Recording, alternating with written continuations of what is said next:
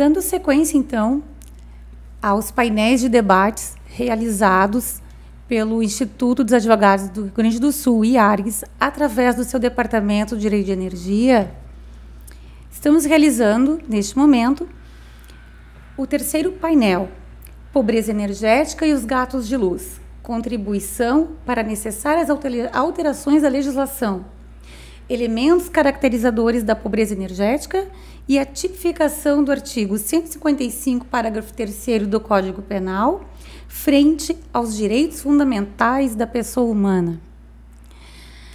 Queremos, primeiramente, agradecer a participação de todos, da comunidade em geral, em especial a comunidade jurídica, e fazer o convite a todos os eventos que estaremos realizando nesse semestre, e já antecipando que a partir do próximo semestre, no mês de agosto, estaremos ofertando cursos de extensão, formação e pós-graduação na área de Direito de Energia.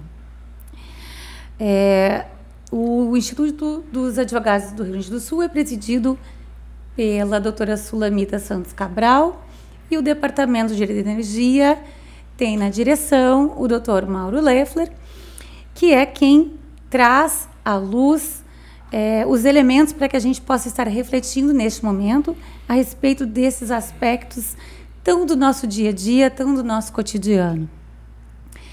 Então,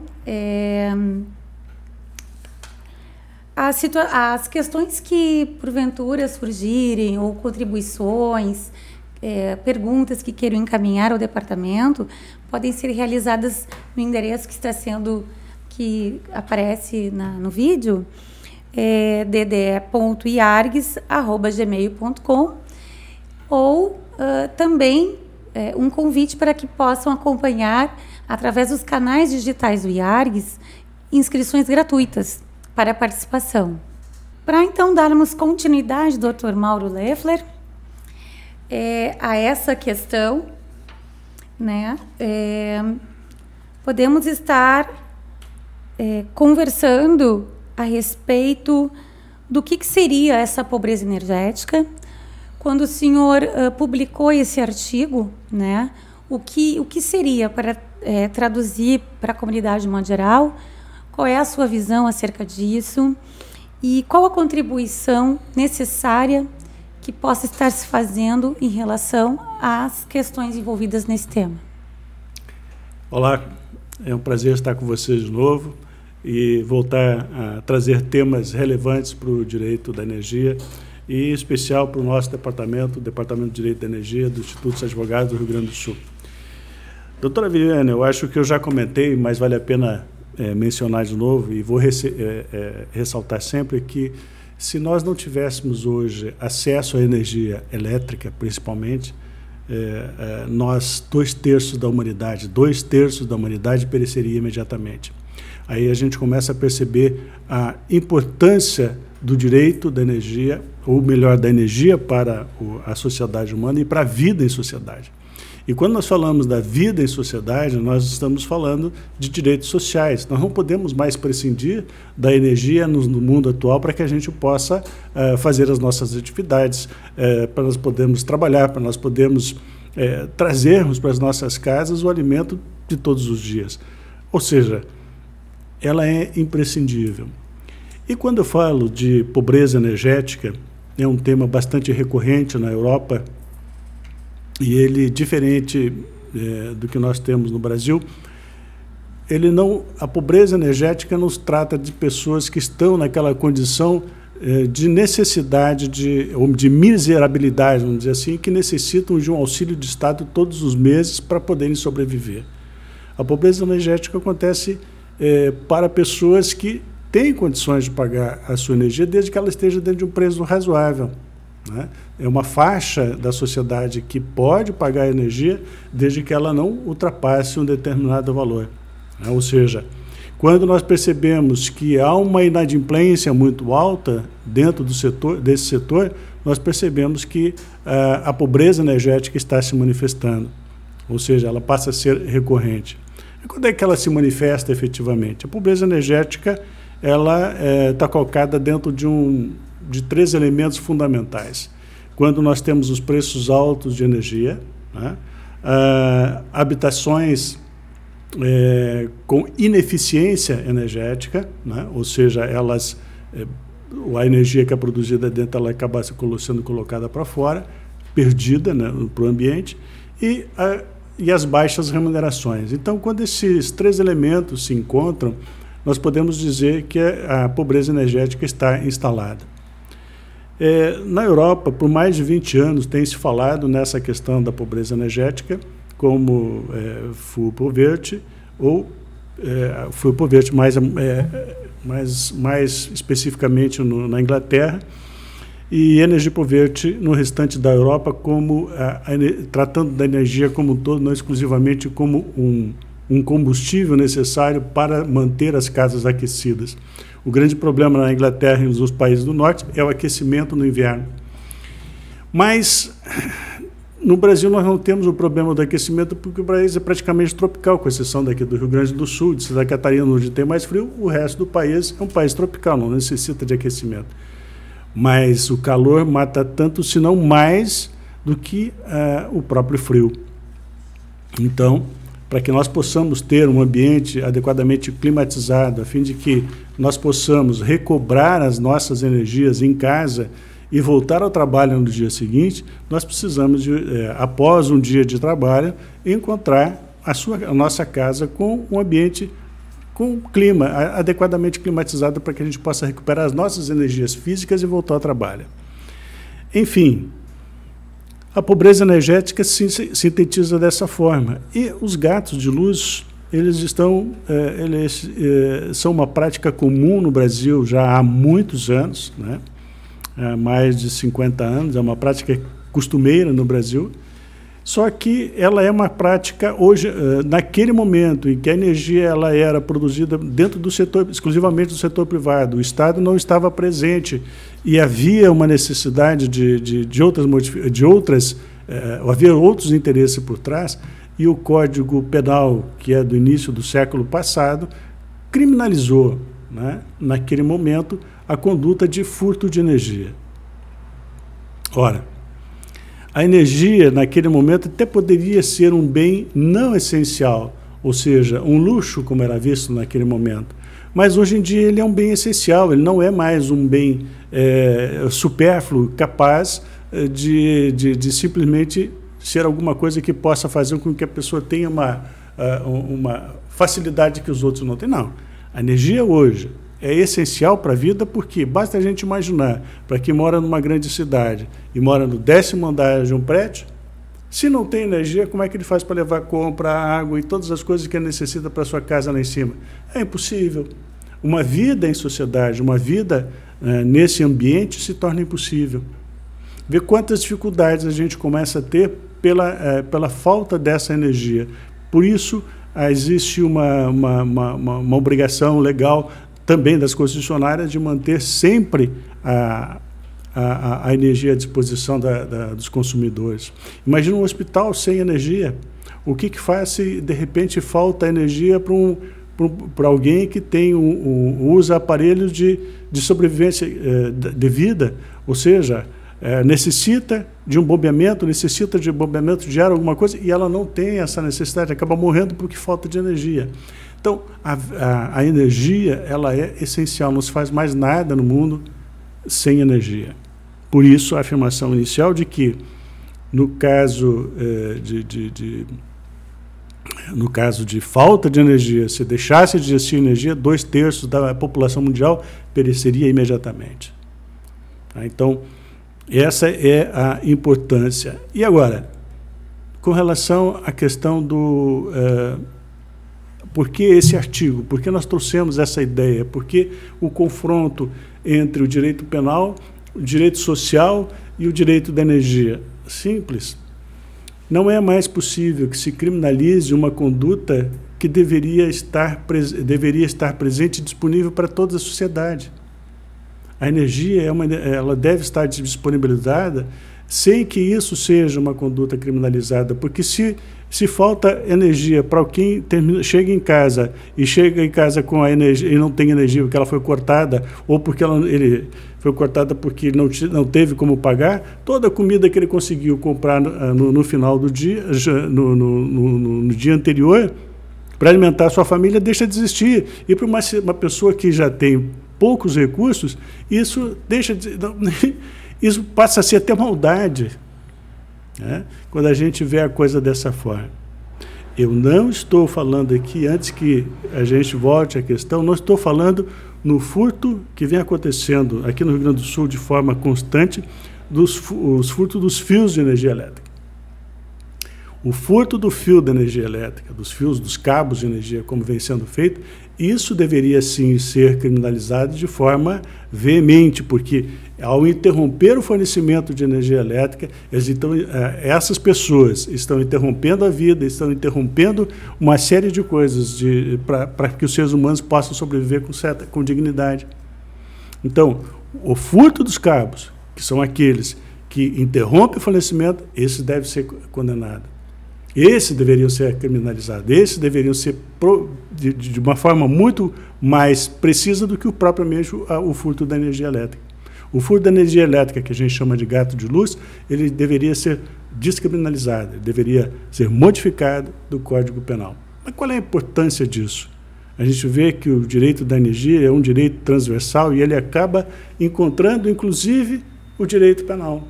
O direito constitucional, o direito civil, o direito de processo civil, o direito administrativo, enfim, todos os ramos, o direito internacional, o direito internacional privado, o direito internacional público, ele se relaciona com todas as formas.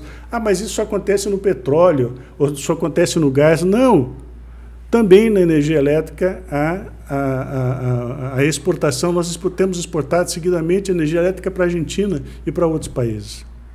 Então, em todas as áreas de produção de energia, nós podemos, e há exportação, e há uma relação nacional e internacional com consumidores.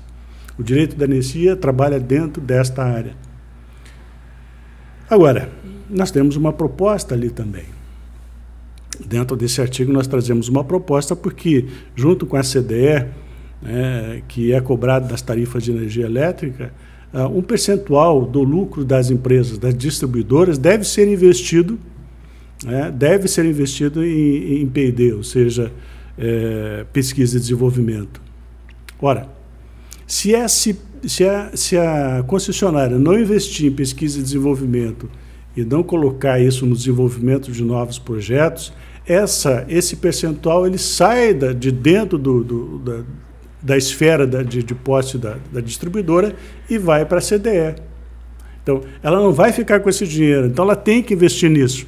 De qualquer modo, De qualquer modo, ela tem que investir. Então, por que não usar, por exemplo, eu não estou dizendo que tem que ser dessa forma, pode-se criar outras formas, por que não as distribuidoras de energia no Brasil, a exemplo do que já acontece na Europa, principalmente em Portugal, elas incentivam e financiam os consumidores de energia elétrica a colocarem painéis solares nas suas residências, painéis ou energia eólica nas suas residências. É financiado diretamente pela companhia.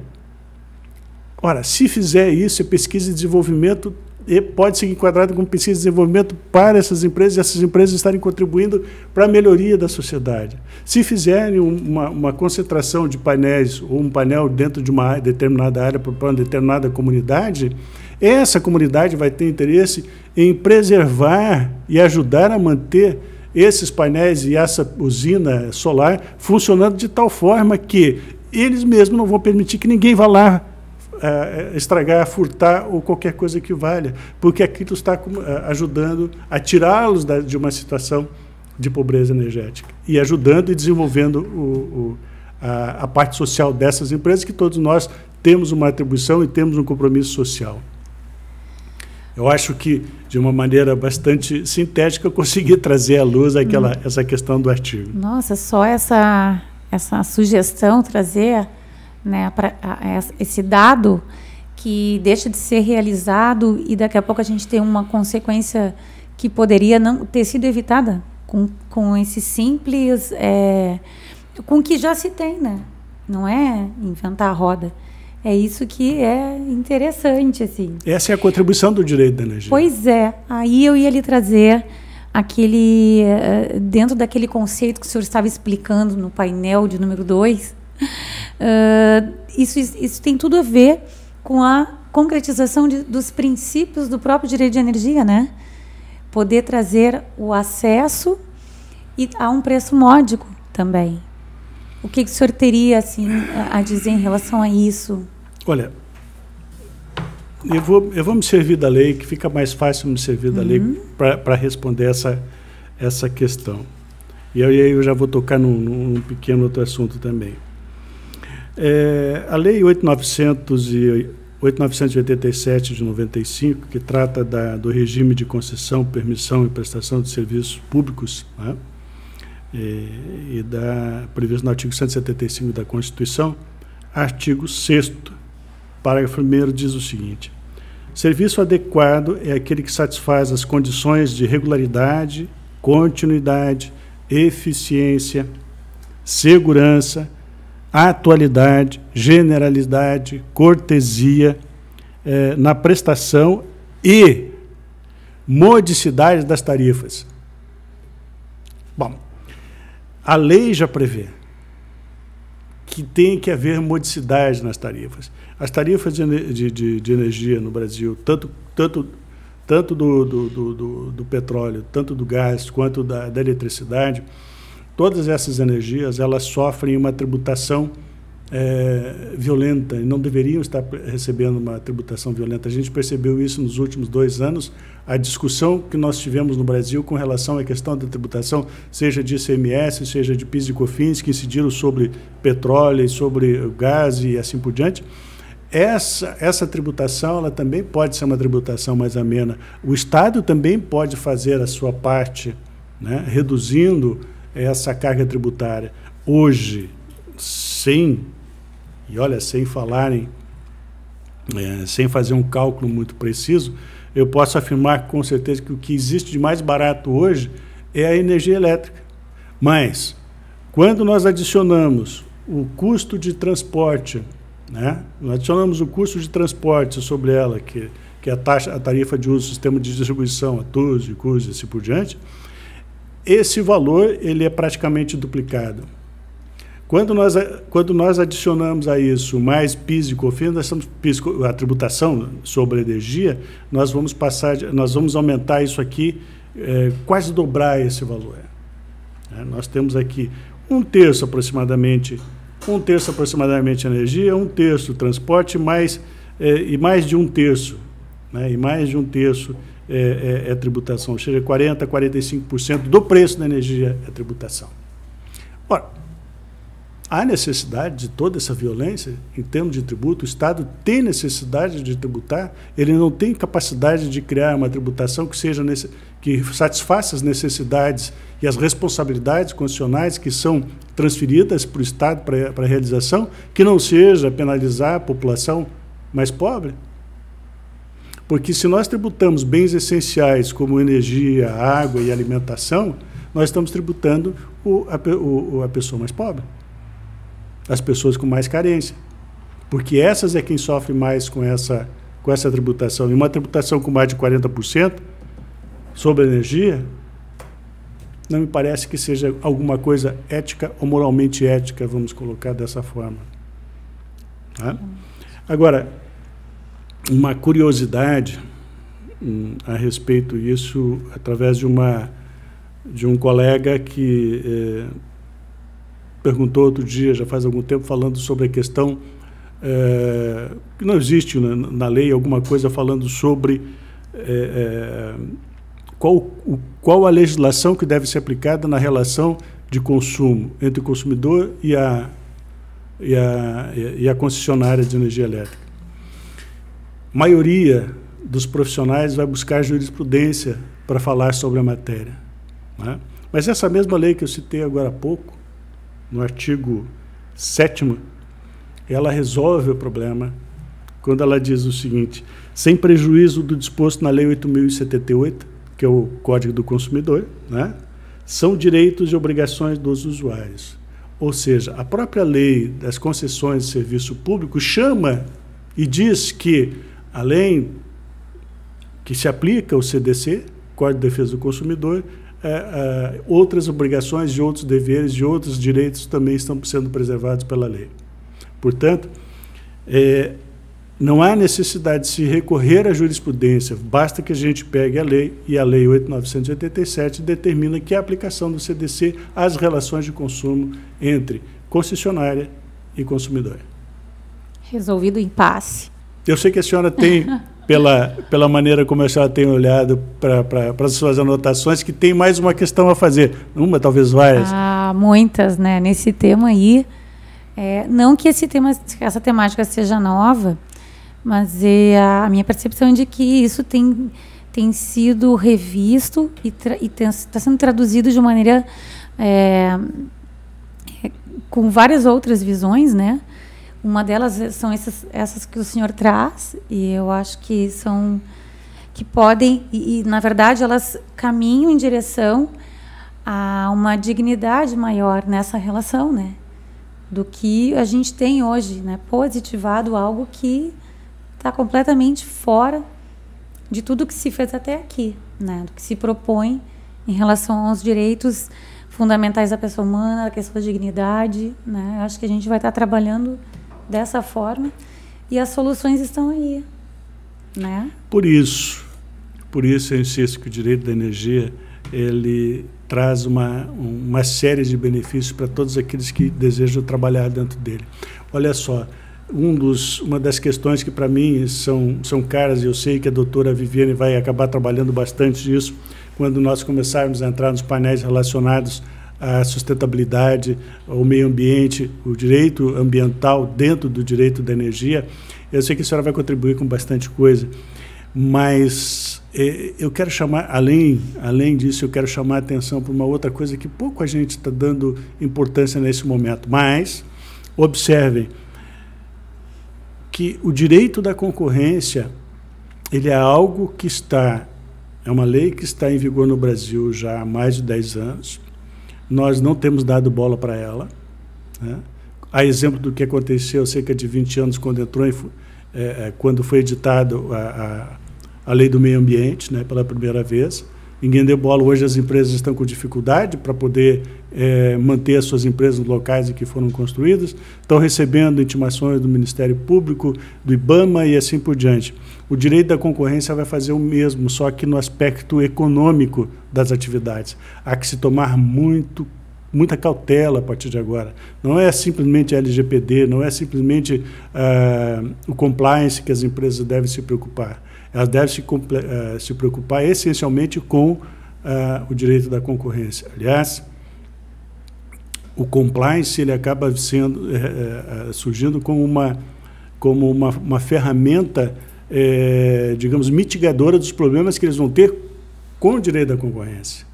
Porque o CAD ele pode, eventualmente, julgando necessário, trazer uma obrigação para as empresas de editarem e terem dentro das suas empresas um compliance. Ou seja, se tiverem esse compliance dentro das empresas, elas terão as suas multas mitigadas, as suas responsabilidades mitigadas. Caso contrário, elas serão e são pesadas. Basta que entre no site do CAD que se começa a perceber a quantidade de notificações que o CAD tem feito, principalmente em cima das grandes empresas. Assim que ele estiver totalmente organizado pelo Brasil, vai ser uma pedra no sapato dessas empresas. E assim, neste momento, entre outras coisas, entre outros vieses do direito que a gente tem daqui para frente, eu estou por encerrada a minha participação. Não sei que a senhora tenha mais alguma questão para montar. Eu coloco à disposição para os... E lembre-se que nos próximos painéis nós temos mais informações. Doutora Viviane. Olha, questões são numerosas. Eu estou aqui me segurando, né? Porque são tantos os vieses que a gente tem uma relação aqui de temas, mas que a gente vai estar podendo também estar abrindo espaço, estar realizando mais painéis. E certamente nos cursos de formação e extensão, tudo isso será desenvolvido, né?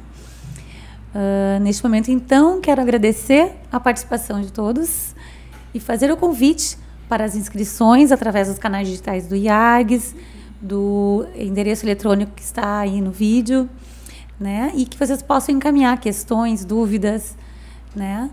E até o próximo evento, então.